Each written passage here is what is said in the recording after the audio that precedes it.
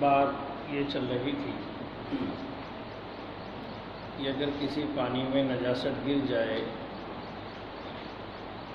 تو وہ پانی پاک رہے گا یا ناپاک. تو اس سلسلے میں آپ نے کہا کہ مذاہب ملاحظہ کیے. ان میں سے ایک مذہب حضرت امام مالک کا تھا، جن کے ساتھ حضرت ابراہیم نخعی، سعید بن مسیب وغیرہ شامل تھے، جن کا مذہب یہ تھا کہ محض پانی میں نجاست کے گر جانے کی وجہ سے پانی کے ناپاک ہونے کا حکم نہیں لگایا جاتا جب تک کہ اوصاف ثلاثہ میں سے کسی وصف کے اندر تغیر واقع نہ ہو جائے. جبکہ ان کے مقابلے میں ائمہ ثلاثہ، جمہور فقہا، جمہور محدثین اس بات کے قائل تھے کہ یہ حکم مطلق نہیں ہے، بلکہ پانی یا تو قلیل ہوگا یا کثیر ہوگا. اگر قلیل ہوگا تو وہاں محض نجاست کے گر جانے کی وجہ سے پانی ناپاک ہو جائے گا، خواہ نجاست کا اثر پانی میں ظاہر ہو یا ظاہر نہ ہو. اور مائع کثیر اگر ہو تو پھر وہاں یہ ہے کہ جب تک اوصاف ثلاثہ میں سے کسی وصف کے اندر تغیر نہ ہو اس وقت تک پانی ناپاک نہیں ہوتا. سوال یہ ہے کہ مائع قلیل کسے کہتے ہیں اور اس کی مقدار کیا ہے، اور مائع کثیر کی مقدار کیا ہے. یہ ایک مستقل بحث ہے جو آخر میں آئے گی. لیکن یہ دو مذہب آپ نے ملاحظہ کیے. فریق اول نے اپنے مذہب کی تائید میں حدیث بیر بضاعہ کو پیش کیا، اور حدیث بیر بضاعہ کو آپ نے ماقبل میں ملاحظہ بھی کر لیا. اس کا ایک جواب دیا جا چکا ہے کہ حدیث بیر بضاعہ کے ذریعے سے آپ کا استدلال کرنا عبث ہے، اس لیے کہ بیر بضاعہ سے جو پانی جاری ہوتا تھا وہ مسلسل جاری رہتا تھا، اس لیے کہ بیر بضاعہ باغات تک پانی پہنچانے کے لیے ایک راستہ تھا، وہاں سے پانی گزر کر جاتا تھا. تو گویا اس کا پانی چلتا رہتا تھا، اس لیے اس کا پانی انہار کے پانی کی طرح ہے. اور مائع جاری کا حکم یہ ہے کہ جب تک اس میں نجاست ظاہر کا اثر ظاہر نہ ہو جائے اس وقت تک وہ ناپاک نہیں ہوتا. یہ بات آپ نے ملاحظہ کی، اور گویا یہ جواب دیا گیا کہ بیر بضاعہ کا پانی نہر کے پانی کے مانند تھا، اور نہر کا پانی جاری پانی ہے، اور جاری پانی پر محض نجاست کے گر جانے کی وجہ سے پانی ناپاک نہیں ہوتا جب تک کہ اوصاف ثلاثہ میں سے کسی وصف کے اندر تغیر واقع نہ ہو جائے، یا اس سے پانی لیا جائے برتن یا چلو میں اور اس میں نجاست آ جائے تو پھر یہ حکم لگایا جاتا ہے کہ یہ پانی کیا ہے، ناپاک ہے. اور اگر نجاست نہ ہو تو یہ کہتے ہیں کہ یہ پانی کیا ہے، پاک ہے. ایک جواب دیا جا چکا ہے. دوسرا جواب یہاں سے دیا جا رہا ہے فریق اول کو فریق ثانی کی طرف سے کہ آپ نے حدیث بیر بضاعہ کے ذریعے استدلال کیا، یعنی حضرت نبی پاک علیہ الصلوۃ والسلام سے بیر بضاعہ کے پانی سے متعلق سوال کیا گیا، اور بیر بضاعہ کی کیفیت بتلائی گئی کہ یہ تو وہ ہے کہ جس میں حیض کے کپڑے ڈالے جاتے ہیں، مردار کتوں کا گوشت ڈالا جاتا ہے، دیگر گندگیاں بھی ڈالی جاتی ہیں. تو کیا اس کا پانی پاک ہے یا ناپاک؟ تو آپ نے ارشاد فرمایا ان الماء لا ینجس، پانی نجس نہیں ہوتا، پانی نجس نہیں ہوتا.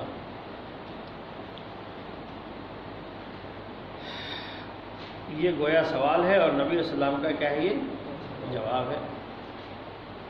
اب اس پر غور کرنے کی ضرورت ہے. کہتے ہیں سارے فقہا اس بات پر متفق ہیں کہ اگر پانی کے اوصاف ثلاثہ میں سے کسی وصف کے اندر تغیر واقع ہو جائے تو پانی کیا ہو جاتا ہے، ناپاک ہو جاتا ہے. سارے فقہا متفق ہیں. خود حضرت امام مالک رحمۃ اللہ علیہ بھی اس میں کیا ہے، شامل ہیں. کسی کا اس میں کوئی اختلاف نہیں ہے. دوسری طرف بیر بضاعہ ہے. حضرت امام ابو داؤد کی روایت کے مطابق اس کا قطر 6 گز کا تھا، 6 گز اس کی گویا چوڑائی تھی، اور اس میں پانی زیادہ سے زیادہ گھٹنے یا اس سے کچھ زیادہ رہتا تھا، گھٹنے کے برابر یا اس سے کچھ زیادہ رہتا تھا. تو بیر بضاعہ کی کیفیت یہ تھی اب اس میں مردار کتوں کا گوشت ڈالا جائے، حیض کے کپڑے ڈالے جائیں، دیگر گندگیاں بھی ڈالی جائیں، اور اس کے اوصاف ثلاثہ میں سے کسی وصف کے اندر تغیر بھی نہ ہو، ایسا ہو نہیں سکتا، ایسا ہو نہیں سکتا۔ معلوم یہ ہوا کہ مذکورہ جہات میں سے کسی ایک جہت کے ذریعے بھی وہ کنواں ناپاک ہو جائے گا اور اس کے اندر تغیر واقع ہو جائے گا۔ پھر بھی آپ سے سوال کیا جا رہا ہے بیر بضاعہ کے پانی سے متعلق، تو آپ جواب دے رہے ہیں الماء لا ینجس، پانی ناپاک نہیں ہوتا۔ معلوم یہ ہوا کہ یہ حدیث اپنے ظاہر پر محمول نہیں ہے۔ حدیث کا یہ جملہ یعنی حضرت نبی پاک علیہ الصلوۃ والسلام کا یہ جواب الماء لا ینجس، ان الماء لا ینجسہ شیء، پانی کو کوئی چیز ناپاک نہیں کرتی، پانی ناپاک نہیں ہوتا، یہ بے شک آپ کا جواب ہے، لیکن یہ اپنے ظاہر پر محمول نہیں ہے، اپنے ظاہر پر محمول نہیں ہے۔ پھر کیا ہے اس کی حقیقت؟ کہتے ہیں دیکھیے، منشأ سوال یہ ہے کہ حضرت نبی پاک علیہ الصلوۃ والسلام سے منشأ سوال یہ ہے کہ یہ کنواں جس کو ابھی آپ نے ملاحظہ کیا، جس میں مذکورہ نجاستیں یا وہ گندگیاں جن کا بھی آپ کے سامنے تذکرہ کیا گیا ڈالی جاتی تھیں زمانے جاہلیت میں، اور زمانے جاہلیت کے بعد جب اسلام کا زمانہ آیا جو طہارت کی اور نظافت کی تعلیم دیتا ہے، کنویں سے گندگیاں نکالی گئیں، نجاستوں کو نکال کر دور پھینک دیا گیا، کنویں کے اندر جو گندا پانی تھا اس کو بھی نکال دیا گیا۔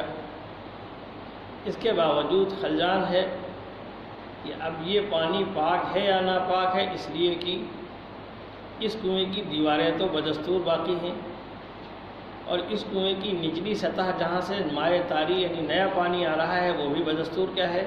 باقی ہے۔ دیواروں کو دھلا نہیں جا سکتا، اور پانی کی سطح سے کیچڑ کو نکالا نہیں جا سکتا، تو اگرچہ کنویں کی گندگیوں کو نکال کر باہر پھینک دیا گیا، پورے پانی کو صاف کر دیا گیا، لیکن جو پانی اس وقت نیا آ رہا ہے وہ کنویں کی سطح سے آ رہا ہے، تو کیچڑ تو وہی ہے۔ وہ پانی کنویں کی دیواروں سے مس کر رہا ہے تو دیواریں تو وہی ہیں، ان کو دھلا نہیں جا سکتا اور دھلنا محال ہے۔ کنویں کی سطح کو کھود کر باہر نہیں نکالا جا سکتا، محال ہے۔ تو ان دیواروں کے باقی رہتے ہوئے اور اس کیچڑ کے باقی رہتے ہوئے جس پر نیا پانی نکل رہا ہے، آیا یہ پانی پاک رہے گا یا کیا رہے گا؟ ناپاک رہے گا؟ یہ خلجان تھا صحابہ کے ذہن میں، اور یہ ایک مشکل مقام ہے۔ تو حضرت نبی پاک علیہ الصلوۃ والسلام نے جواب میں ارشاد فرمایا کہ جب کنویں سے نجاستیں نکال دی گئیں، کنویں کے پانی کو بھی نکال دیا گیا، تو اب دیواروں سے اس پانی کے مس ہونے کی وجہ سے اور پانی کی سطح پر کیچڑ کے موجود ہونے کی وجہ سے اس مائع طاری پر نجاست کا حکم نہیں ہوگا، بلکہ وہ پاک ہوگا۔ اس لیے آپ نے فرمایا ان الماء لا ینجس، پانی ناپاک نہیں ہوتا۔ تو حدیث بیر بضاعہ کے اندر سوال کے جواب میں جو نبی علیہ الصلوۃ والسلام نے ان الماء لا ینجس فرمایا، وہ اپنے ظاہر پر محمول نہیں ہے کہ بیر بضاعہ کے اندر مذکورہ نجاستیں پڑی ہوئی بھی ہوں اور آپ ارشاد فرما رہے ہوں ان الماء لا ینجس، اس لیے کہ بیر بضاعہ کوئی سمندر نہیں تھا، بیر بضاعہ ایک چھوٹا سا کنواں تھا جس کا قطر 6 گز کے برابر تھا، اور جس میں گھٹنے یا اس سے کچھ زائد کے بقدر پانی تھا، اور اتنی نجاستوں میں سے کوئی ایک نجاست گر جائے تو کیا ایک کنواں اس جیسے نہ جانی کتنے کنویں کیا ہو جاتے ہیں، ناپاک ہو سکتے ہیں اور ان کے اوصاف میں تغیر واقع ہو سکتا ہے۔ پھر بھی آپ یہ ارشاد فرمائیں کہ ان الماء لا ینجس، پانی ناپاک نہیں ہوتا۔ معلوم یہ ہوا کہ یہ حدیث اپنے ظاہر پر محمول نہیں ہے۔ میری بات سمجھ میں آئی ہے؟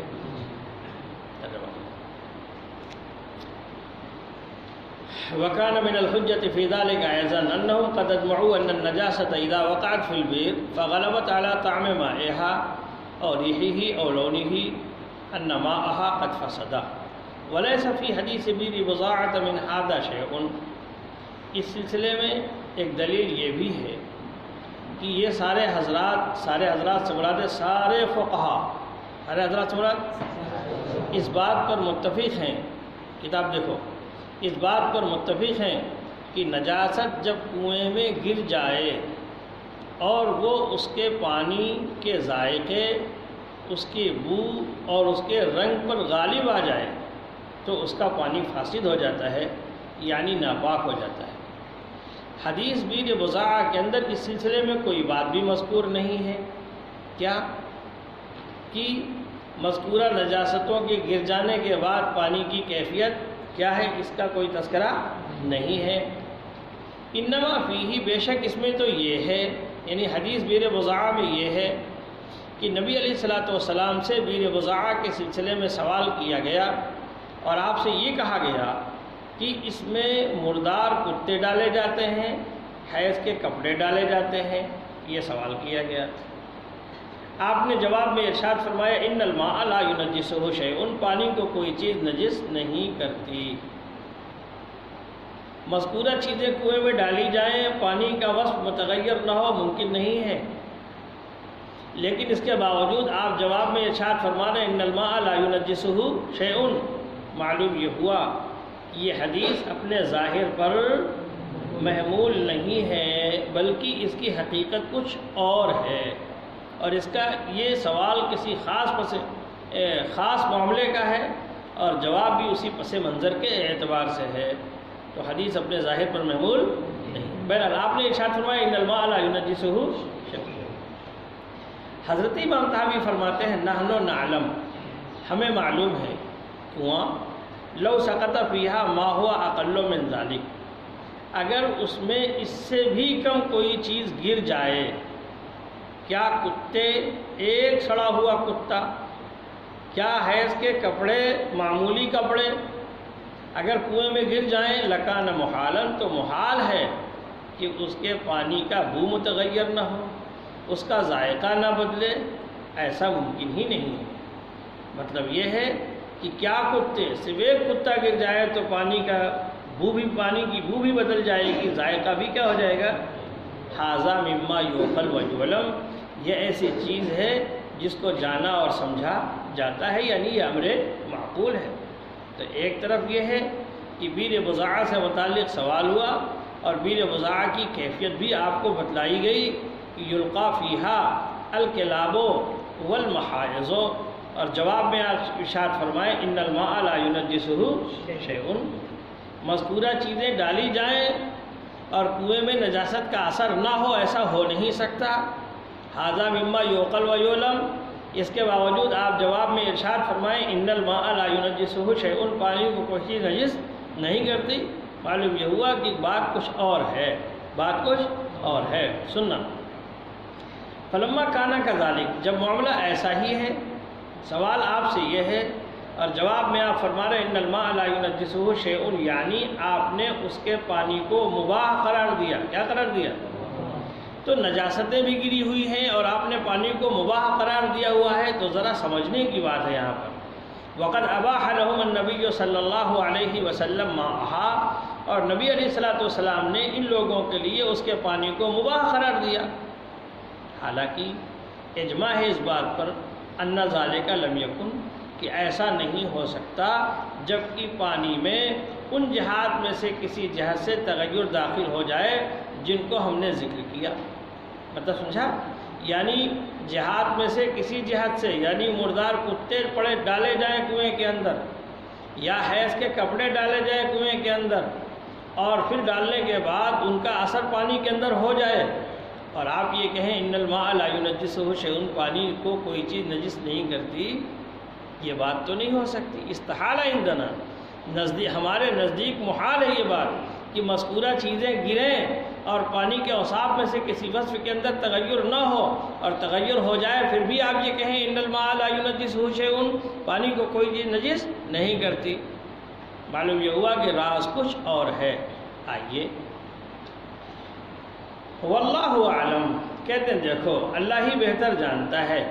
ممکن ہے کہ ان کا سوال نبی علیہ السلام سے اس کنویں کے پانی سے متعلق ہو، وجوابہ ایاہم فی ذالک، اور نبی علیہ السلام کا جواب ان لوگوں کو اس سلسلے میں ویسا ہی ہو جیسا کہ آپ نے جواب دیا، والنجاست فی البئر، اس حال میں کہ نجاست کنویں کے اندر ہو، اس کا بھی احتمال ہے کہ آپ سے سوال کیا گیا بیر بضاعہ کے پانی کے سلسلے میں، یہ بتاتے ہوئے فیہا یلقا الجیف والمحاض والکلاب، اس کے باوجود آپ جواب دیں ان الماء لا ینجسہ شیء، پانی کو کوئی چیز نجس نہیں کرتی، اور یہ بھی ممکن ہے، اور یہ بھی ممکن ہے آگے لیکنہ، اور یہ بھی ممکن ہے کہ کنویں سے نجاستوں کو نکالا جا چکا ہو، اور جو نجاست کی حالت میں پانی موجود ہو اس پانی کو بھی وہاں سے نکالا جا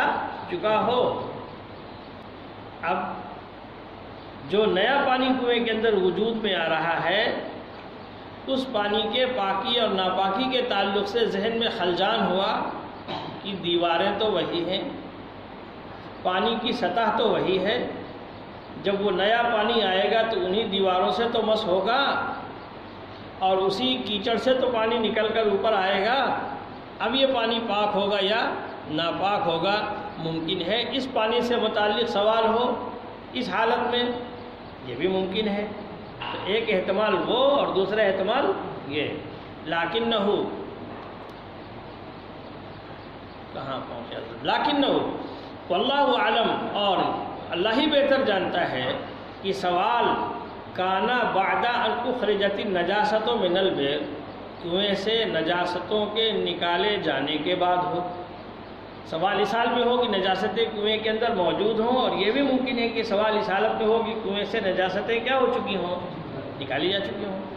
فسالوا النبی صلی اللہ علیہ وسلم عن ذلک، بس انہوں نے نبی علیہ السلام سے اس سے متعلق سوال کیا، هل تطہر باخراج النجاست منہا، کہ کیا کنواں پاک ہو جائے گا اس سے نجاستوں کے نکالے جانے کی وجہ سے، اور اس کا پانی نجس نہیں ہوگا؟ کون سا پانی؟ الذی یطرؤھا بعد ذلک، جو کنویں کے اندر نجاستوں کے نکالے جانے کے بعد طاری ہو رہا ہے۔ وذالک موضع مشکل، اور یہ ایک مشکل مقام ہے۔ کیا بولو گے؟ کیوں مشکل مقام ہے؟ نجاستیں تو نکل گئیں، پانی بھی پورا نکالا جا چکا، نیا پانی کنویں کی سوتوں سے نکل رہا ہے، پانی تو نیا نکل رہا ہے، لیکن کنویں کی اسی کیچڑ سے نکل رہا ہے، اور کنویں کی انہی دیواروں پر مس کر رہا ہے جن دیواروں سے وہ پانی مس کر چکا ہے جو نجس تھا۔ تو اب یہ پانی پاک رہے گا یا ناپاک؟ ھذا موضع مشکل لأن حیطان البئر، کیوں مشکل مقام ہے یہ؟ اس لیے کہ کنویں کی دیواریں لم تغسل، دھوئی تو نہیں گئی اور دھویا بھی نہیں جا سکتا، وطینھا لم یخرج، اور اس کی مٹی نکالی نہیں گئی، یعنی زمین کی سطح کی جو مٹی ہے۔ اچھا بھائی، وطینھا لم یخرج، فقال لهم النبی صلی اللہ علیہ وسلم، تو نبی علیہ السلام نے ان سے فرمایا ان الماء لا ينجس یرید بذلک الماء الذی طرأ علیہا بعد اخراج النجاسۃ منها۔ تو آپ نے اس موقع پر اس سوال کے جواب میں ارشاد فرمایا کہ پانی نجس نہیں ہوتا، یعنی وہ پانی جو اس وقت نیا نیا کنویں کے اندر آ رہا ہے، نجاستوں کے نکال دیے جانے کے بعد اور کنویں سے پورا پانی نکال دیے جانے کے بعد جو نیا نیا پانی کنویں کے اندر وجود میں آ رہا ہے، پرانے اثر سے متاثر نہیں ہوگا، یعنی نجس نہیں ہوگا۔ تو آپ کا ارشاد فرمانا ان الماء لا ینجس اس اعتبار سے نہیں ہے کہ کنویں کے اندر نجاستیں بھی پڑی ہوئی ہوں اور اپنے اثر سے کنویں کے پانی کو متاثر بھی کر رہی ہوں، اور آپ فرمائیں ان الماء لا ینجس، بات ایسی نہیں ہے۔ تو آپ نے فرمایا، تو نبی اسلام نے ان سے فرمایا ان الماء لا ینجس، آپ کی مراد اس سے وہ پانی ہے الذی طرأ علیہا، جو اس پر طاری ہو رہا ہے نجاست کے نکالے جانے کے بعد، نہ کہ مراد آپ کی وہ پانی ہے، نہ کہ ان الماء لا ینجس کا مطلب یہ ہے کہ اذا خالطتہ النجاسہ، کہ جب اس پانی سے نجاست ملے، یعنی اس پانی سے نجاست ملی ہوئی ہو اور نجاست اپنا اثر پانی کے اندر ظاہر کر دے، اس وقت آپ کا یہ جواب یعنی ان الماء لا ينجس نہیں ہے۔ اس وقت آپ کا یہ جواب کہ پانی میں نجاست بھی پڑی ہوئی ہے، اپنا اثر بھی ظاہر کر رہی ہے، اور آپ فرمائیں ان الماء لا ينجس، بات ایسی نہیں ہے۔ وقد رأیناہ صلی اللہ علیہ وسلم قال المؤمن لا ينجس، ہم نے تو نبی اسلام کو دیکھا ہے کہ آپ نے فرمایا مومن نجس نہیں ہوتا۔ یہ ایک حدیث ہے۔ اس کے بعد دوسری حدیث آئے گی ان الارض لا تنجس۔ بظاہر ترجمۃ الباب سے کوئی مناسبت نہیں ہے، لیکن ایک باریک سی مناسبت ہے، وہ یہ کہ جس طریقے سے المؤمن لا ينجس آپ نے ارشاد فرمایا، ان الارض لا تنجس آپ نے ارشاد فرمایا، اور یہ دونوں حدیثیں اپنے ظاہر پر محمول نہیں ہیں، ایسے ہی ان الماء لا ينجس آپ نے ارشاد فرمایا، یہ بھی اپنے ظاہر پر محمول نہیں ہے۔ المؤمن لا ينجس، مومن نجس نہیں ہوتا، آپ کی مراد یہ ہے کہ جب تک مومن کے جسم پر ظاہری نجاست نہ ہو، معنوی طور پر ناپاک ہو، تو اس کا ظاہر جسم نجس نہیں ہوتا۔ اس کا ظاہر جسم نجس، ایک شخص ہے جنوبی ہو گیا، کیا ہو گیا؟ جنوبی ہو گیا، غسل اس کا فرض ہو گیا، تو وہ ناپاک ہے، کیا ہے وہ؟ لیکن ناپاکی کا تعلق ظاہر سے نہیں ہے بلکہ معنوی طور پر ہے۔ اس کی ناپاکی کیسی ہے؟ معنوی ہے۔ معنوی ہونے کا مطلب یہ ہے کہ نماز نہیں پڑھ سکتا، قرآن کی تلاوت نہیں کر سکتا، لیکن ظاہری طور پر وہ ناپاک نہیں ہے، یعنی اس کو آپ چھو سکتے ہیں، اس کے ساتھ بیٹھ سکتے ہیں، اس کے ساتھ کھا سکتے ہیں، اس کے ساتھ لیٹ سکتے ہیں، اس کے چھو لینے، اس کے ساتھ کھا لینے، اس کا جھوٹا پی لینے کی وجہ سے آپ ناپاک نہیں ہوں گے۔ تو آپ نے جیسے فرمایا المؤمن لا ينجس، ایسے ہی آپ نے فرمایا ان الماء لا ينجسہ شیء، یعنی جس طریقے سے المؤمن لا ينجس اپنے ظاہر پر محمول نہیں ہے، ایسے ہی ان الماء لا ينجس بھی اپنے ظاہر پر محمول نہیں ہے۔ اس خاص پس منظر کے تحت آپ نے الماء لا ينجس فرمایا ہے۔ قال المؤمن لا ينجس، آپ نے فرمایا المؤمن لا ينجس، مومن نجس نہیں ہوتا، تو کیا مومن اس وقت نجس نہیں ہوگا جب نجاست اس کے جسم پر لگی ہوئی ہو؟ مومن ہے لیکن نجاست اس کے جسم پر لگی ہو تو کیا آپ اس کو نجس نہیں کہیں گے؟ نجس ہے۔ اس کے باوجود آپ کیا فرما رہے ہیں؟ مومن نجس نہیں ہوتا۔ معلوم یہ ہوا کہ آپ کی اس ارشاد گرامی کا مطلب کچھ اور ہے، کچھ اور ہے، جیسا کہ اگلی حدیث سے آپ سمجھ جائیں گے۔ دیکھیے وی قال حدثنا ابن ابی داود قال حدثنا المقدمی قال حدثنا ابن ابی عدی عن حمید الحاوی قال حدثنا ابن خزیمہ۔ لفظ یہ تحویل کا مخفف ہے، اس کا مطلب یہ ہے کہ یہاں سے واپس پھر دوسری سند ذکر کی جا رہی ہے۔ ابھی قال حدثنا ابن خزیمہ یعنی ابن عدی عن حمید تک گویا ایک سند، اور پھر دوسری سند عن حمید تک ہے۔ یوں ابھی قال حدثنا ابن خزیمہ قال حدثنا الحجاج بن منہال قال حدثنا حماد عن حمید، یہ آگے تو گویا حمید تک دو سندیں ہو گئیں، اور پھر لفظ حمید سے مشترکہ طور پر وہی سند چلے گی۔ عن حمید عن بکر عن ابی رافع عن ابی ہریرہ رضی اللہ تعالیٰ عنہ قال لقیت النبی صلی اللہ علیہ وسلم، حضرت ابو ہریرہ فرماتے ہیں کہ میری ملاقات نبی علیہ الصلوۃ والسلام سے ہوئی، وأنا جنوب، میں کیا تھا؟ جنوبی تھا۔ فمد یدہ الی، آپ نے اپنے دست مبارک کو میری طرف پھیلایا، فقبضت یدی عنہ، میں نے اپنے ہاتھ کو آپ سے سکوڑ لیا، کھینچ لیا۔ آپ نے مصافحہ کرنا چاہا، میں نے اپنے ہاتھ کو پیچھے کر لیا، میں نے کہا انی جنوب، میں جنوبی ہوں یا رسول اللہ۔ تو آپ نے ارشاد فرمایا سبحان اللہ، سمجھے؟ ان المسلم لا ينجس، مسلمان نجس نہیں ہوتا۔ وقال علیہ الصلوۃ والسلام فی غیر هذا الحدیث، اور نبی علیہ السلام نے اس حدیث پاک کے علاوہ میں بھی فرمایا ان الارض لا تنجس، کہ زمین نجس نہیں ہوتی۔ یہ دو حدیثیں ہیں۔ مسلمان نجس نہیں ہوتا، اس کا مطلب ہرگز یہ نہیں ہے کہ اس کے جسم پر ظاہری نجاست لگی ہوئی ہو پھر بھی آپ کہیں المؤمن لا ينجس۔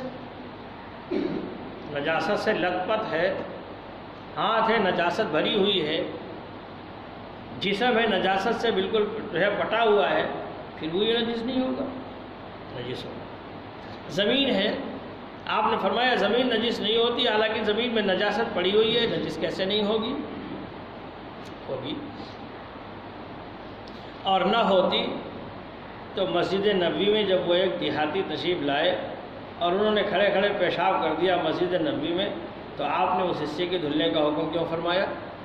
معلوم یہ ہوا کہ زمین نجس ہوتی ہے، اور نجاست کی صورت میں مومن بھی نجس ہوتا ہے، لیکن آپ فرما رہے ہیں ان المؤمن لا ینجس، آپ فرما رہے ہیں ان الارض لا تنجس، ایک خاص پس منظر کے تحت، یعنی اپنے ظاہر پر محمول نہیں ہے۔ ظاہر پر محمول نہ ہونے کا مطلب یہ ہے کہ المؤمن لا ینجس کا حاصل یہ نکلا کہ ایک ایمان والا بندہ اگر جنوبی بھی ہو جائے، غسل اس پر فرض ہو جائے، تو ظاہر جسم کے اعتبار سے وہ ناپاک نہیں ہوتا، یعنی کوئی اگر اس کو چھو لے تو چھونے والا ناپاک نہیں ہوگا، اس لیے کہ اس نے کسی ناپاک چیز کو نہیں چھوا۔ ایسے ہی کوئی زمین جس پر نجاست پڑی ہوئی تھی، پیشاب کر دیا گیا تھا، کوئی نجاست گر گئی تھی، دھوپ کی تمازت کی وجہ سے اس نجاست کا اثر زائل ہو گیا، زمین خشک ہو گئی، پہلے زمین نجس تھی لیکن اب زمین نجس، سابق نجاست کے اثر سے نجس نہیں رہی، تو زمین پر نجاست تھی، سوکھ گئی، نجاست کا اثر ختم ہو گیا، اب اس سابق نجاست کی وجہ سے کوئی یہ کہے کہ یہاں تو فلاں نے پیشاب کیا تھا لہذا یہ زمین اب قیامت تک پاک نہیں ہوگی، یہ بات نہیں ہے۔ آپ نے فرمایا ان الارض لا تنجس۔ ایسے ہی بیر بضاعہ کے اندر نجاستیں ڈالی جاتی تھیں، مردار کتے ڈالے جاتے تھے، جب ان کو نکال دیا گیا، کنویں کے پانی کو بھی نکال کر باہر پھینک دیا گیا، تو اب سابق نجاست کی وجہ سے مائع طاری کے اندر ناپاکی کا حکم نہیں لگایا جائے گا۔ آپ نے ارشاد فرمایا ان الماء لا ینجس، پانی نجس نہیں ہوتا۔ فہمتم؟ چلو